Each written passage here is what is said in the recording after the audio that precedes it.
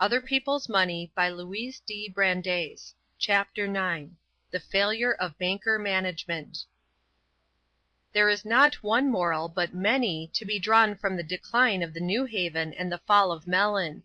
That history offers texts for many sermons. It illustrates the evils of monopoly, the curse of bigness, the futility of lying, and the pitfalls of law-breaking. But perhaps the most impressive lesson that it should teach to investors is the failure of banker management. Banker Control. For years J.P. Morgan & Company were the fiscal agents of the New Haven. For years Mr. Morgan was the director of the company. He gave to that property probably closer personal attention than to any other of his many interests. Stockholders' meetings are rarely interesting or important, and few indeed must have been the occasions when Mr. Morgan attended any stockholders' meeting of other companies in which he was a director. But it was his habit, when in America, to be present at meetings of the New Haven. In 1907, when the policy of monopolistic expansion was first challenged, and again in the meeting of 1909, after Massachusetts had unwisely accorded its sanction to the Boston and Maine merger, Mr. Morgan himself moved the large increases of stock which were unanimously voted. Of course he attended the important directors' meeting. His will was law. President Mellon indicated this in his statement before Interstate Commerce Commissioner Prudy while discussing the New York, Westchester and Boston, the railroad without a terminal in New York, which cost the New Haven $1,500,000 a mile to acquire, and was then costing it, in operating deficits and interest charges, $100,000 a month to run. I am in a very embarrassing position, Mr. Commissioner, regarding the New York, Westchester and Boston.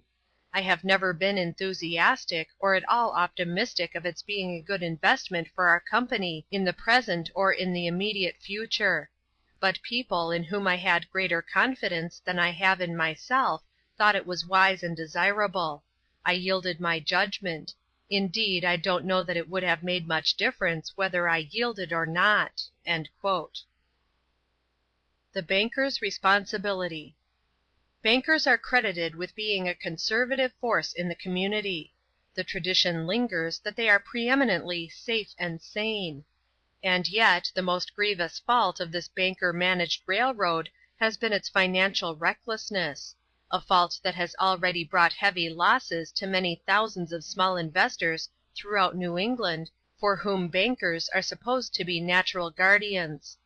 In a community where its railroad stocks have for generations been deemed absolutely safe investments, the passing of the New Haven and of the Boston and Maine dividends after an unbroken dividend record of generations comes as a disaster.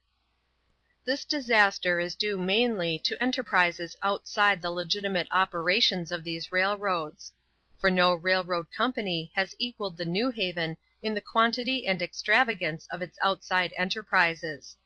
But it must be remembered that neither the president of the New Haven nor any other railroad manager could engage in such transactions without the sanction of the board of directors.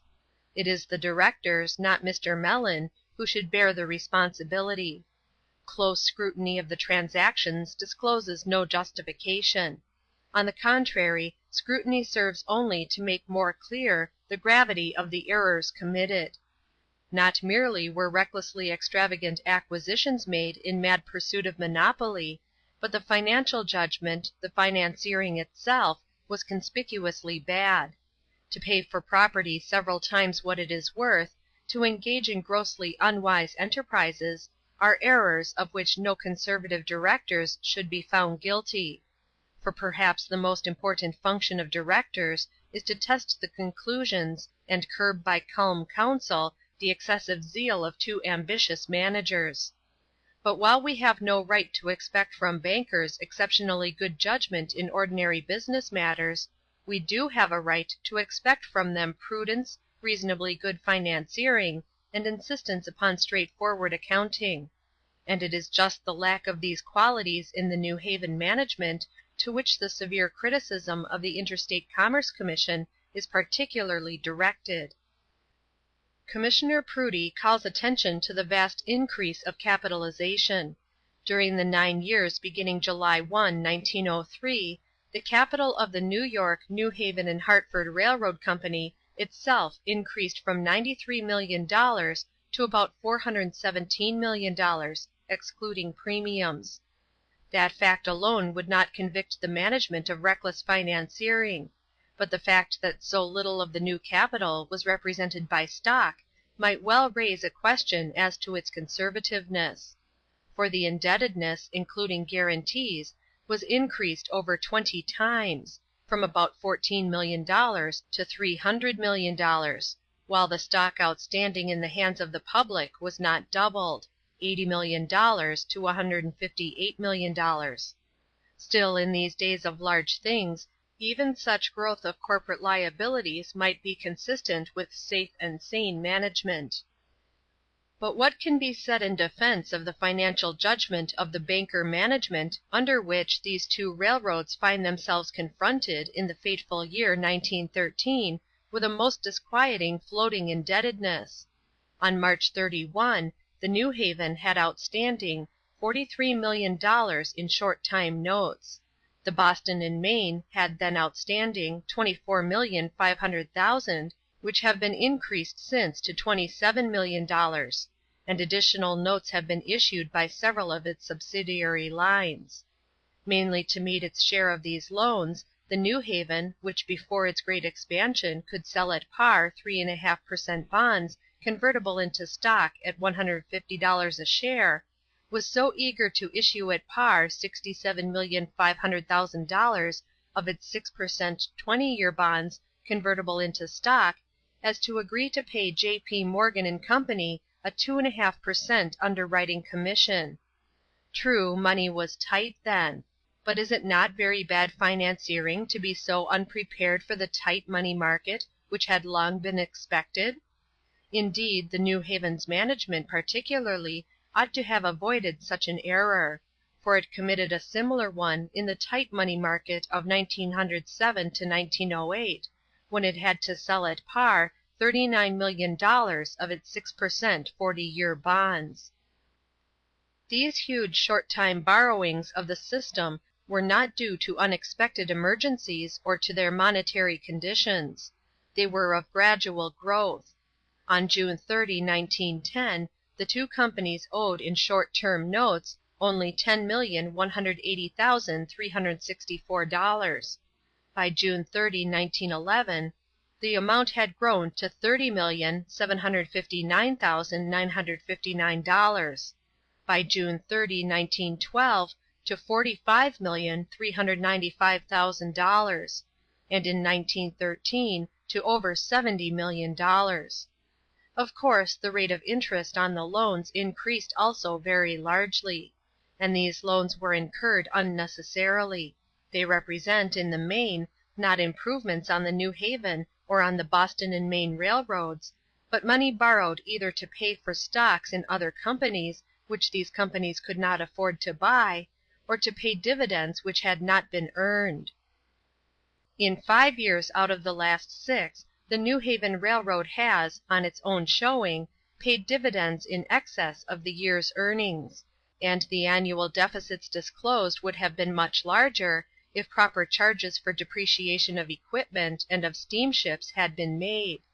In each of the last 3 years, during which the New Haven had absolute control of the Boston and Maine, the latter paid out in dividends so much in excess of earnings that before April, 1913, the surplus accumulated in earlier years had been converted into a deficit.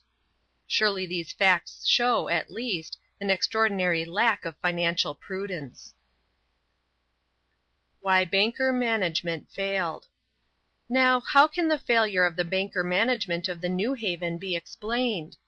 A few have questioned the ability, a few the integrity of the bankers. Commissioner Prudy attributed the mistakes made to the company's pursuit of a transportation monopoly.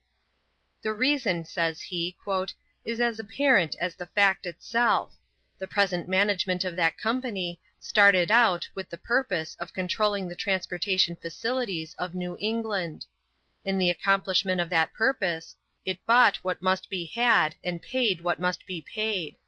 To this purpose and its attempted execution can be traced every one of these financial misfortunes and derelictions." But it still remains to find the cause of the bad judgment exercised by the eminent banker management in entering upon and in carrying out the policy of monopoly. For there were as grave errors in the execution of the policy of monopoly as in its adoption. Indeed, it was the aggregation of important errors of detail which compelled first the reduction, then the passing of dividends, and which ultimately impaired the company's credit. The failure of the banker management of the New Haven cannot be explained as the shortcomings of individuals. The failure was not accidental. It was not exceptional.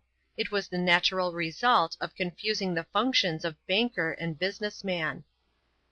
Undivided loyalty. The banker should be detached from the business for which he performs the banking service. This detachment is desirable, in the first place, in order to avoid conflict of interest. The relation of banker directors to corporations which they finance has been a subject of just criticism. Their conflicting interests necessarily prevent single-minded devotion to the corporation. When a banker director of a railroad decides as railroad man that it shall issue securities, and then sells them to himself as banker, fixing the price at which they are to be taken, there is necessarily grave danger that the interests of the railroad may suffer both through issuing of securities which ought not to be issued, and from selling them at a price less favorable to the company than should have been obtained. For it is ordinarily impossible for a banker director to judge impartially between the corporation and himself. Even if he succeeded in being impartial, the relation would not conduce to the best interests of the company. The best bargains are made when buyer and seller are represented by different persons. Detachment an essential. But the objection to banker management does not rest wholly, or perhaps mainly, upon the importance of avoiding divided loyalty. A complete detachment of the banker from the corporation is necessary in order to secure for the railroad the benefit of the clearest financial judgment. For the banker's judgment will be necessarily clouded by participation in the management or by ultimate responsibility for the policy actually pursued. It is outside financial advice which the railroad needs. Long ago it was recognized that "a man who is his own lawyer has a fool for a client." The essential reason for this is that soundness of judgment is easily obscured by self-interest.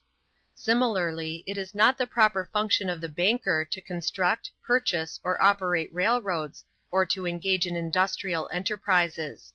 The proper function of the banker is to give to or withhold credit from other concerns, to purchase or to refuse to purchase securities from other concerns, and to sell securities to other customers. The proper exercise of this function demands that the banker should be wholly detached from the concern whose credit or securities are under consideration. His decision to grant or to withhold credit, to purchase or not to purchase securities, involves passing judgment on the efficiency of the management or the soundness of the enterprise, and he ought not to occupy a position where in so doing he is passing judgment on himself. Of course, detachment does not imply a lack of knowledge. The banker should act only with full knowledge, just as a lawyer should act only with full knowledge. The banker who undertakes to make loans to or purchase securities from a railroad for sale to his other customers ought to have as full knowledge of its affairs as does its legal adviser. But the banker should not be, in any sense, his own client. He should not, in the capacity of banker, pass judgment upon the wisdom of his own plans or acts as railroad man.